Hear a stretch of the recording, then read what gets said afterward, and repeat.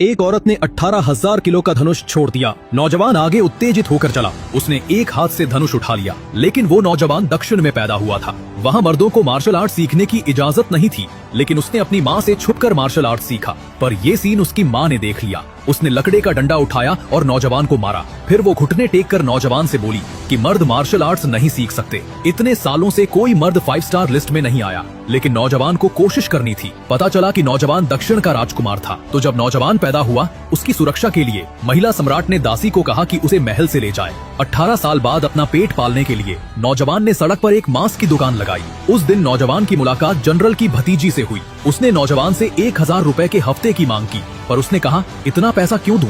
अचानक अगले पल उसे जमीन पर गिरा दिया गया। नौजवान गुस्से से भरा हुआ था। उसकी माँ ने देखा कि नौजवान मार्शल आर्ट्स इस्तेमाल करने वाला है, तो वो आगे बढ़ी और महिला अधिकारी से मदद मांगी। माँ को पता था कि नौजवान खतरे में है, तो उसने नौजवान की जगह इल्जाम लेना चाहा। वो डर रही थी कि नौजवान इस वक्त एक्सपोज हो जाएगा। नौजवान महिला अधिकारी से लड़ना चाहता था। अचानक उसे माँ ने डंडा मार दिया।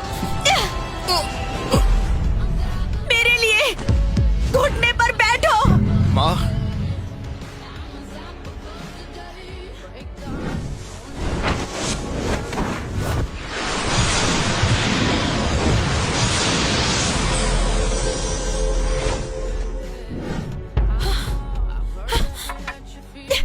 मेरे सामने घुटने पर बैठो। इस दुनिया में पुरुष मार्शल आर्ट नहीं कर सकते, फिर भी तुम चोरी छुपे कर रहे हो। माँ, औरत ये कर सकती है और राज भी कर सकती है, फिर पुरुष क्यों नहीं? मुझे प्रतियोगिता में हिस्सा लेना है, मुझे सबसे बेहतरीन बनना है और महारानी को बताना है कि औरतें और पुरुष एक समान है। मार्शल आर्ट महाप्रतियोगिता अलग अलग राज्यों के बीच होती है। बस 10 प्रतियोगियों के नाम ही सूची में आते हैं। इतने सालों में किसी पुरुष का नाम सूची में आया है? माँ, कोशिश किए बिना कैसे पता चलेगा? एक शब्द भी मत बोलो। जब तक मैं मर नहीं जाती, तुम इस जिंदगी में मार्शल आर्ट नहीं सीखोगे। किसी को पता नहीं चलना चाहिए तुम लड़ सकते हो। हाँ,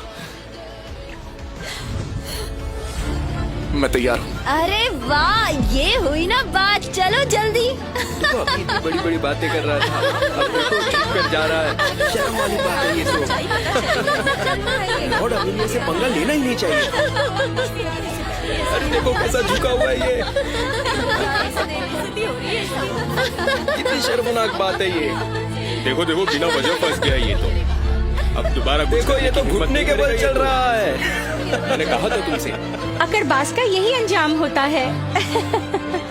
उस वक्त महिला जनरल अचानक से आई। जनरल ने नौजवान को थप्पड़ मारा और उसकी बेइज्जती की। नौजवान से गुस्सा बर्दाश्त नहीं हुआ। उसने जनरल को चैलेंज किया। ये देखकर जनरल को हंसी आ गई। उसने कहा, एक आदमी उसके लायक नहीं है। उसने अपने लोगों से चाबुक निकालने को कहा।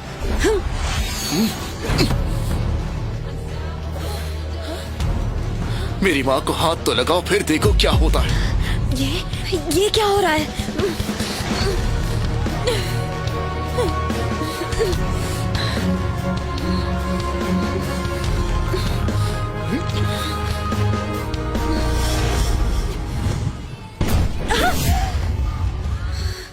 मतलब इसमें थोड़ी ताकत तो है।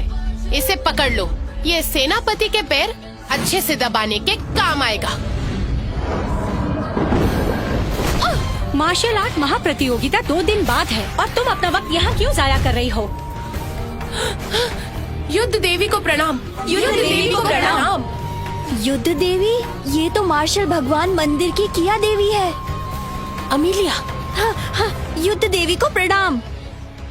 क्या ये युद्ध देवी है? दिखने में तो साधारण है। क्रिस्टीन, ये कोई साधारण प्रतियोगिता नहीं है। हमारे पुरोहित का कहना है कि राजकुमारी शक्ति की देवता का ही अवतार है, इसलिए मुकाबला आसान नहीं होगा। तुम अभ्यास क्यों नहीं कर रही? यहाँ वक्त क्यों जाया कर रही हो? मैं अपनी गलती समझ गई।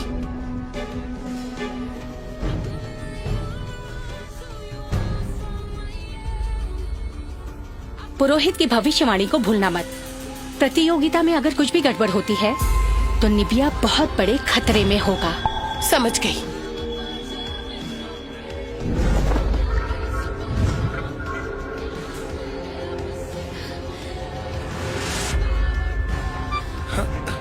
माँ,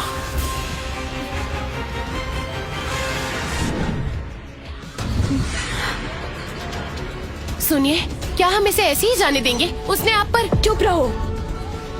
इस बार तो ये बच गया, लेकिन तुम देखना, अगली बार इसको मुझसे कोई नहीं बचा सकता।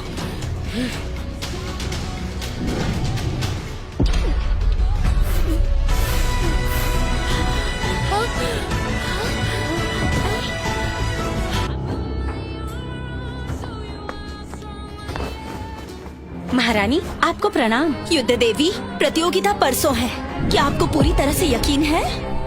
वो तो बस एक छोटे से राज्य की राजकुमारी है, उससे क्या डरना। उसे कम मत समझिए। राजकुमारी शक्ति की देवता का अवतार है। वो बहुत ताकतवर है। उसने 3 साल मास्टर क्रिस से बहुत कुछ सीखा है। उसने जीतने की पूरी तैयारी की है। मैंने सुना है वो बहुत दूर से ही 100 किलो की कड़ाई ही तोड़ देती है। हमारे निबिया के सैनिक अगर उससे लड़ते हैं तो उसे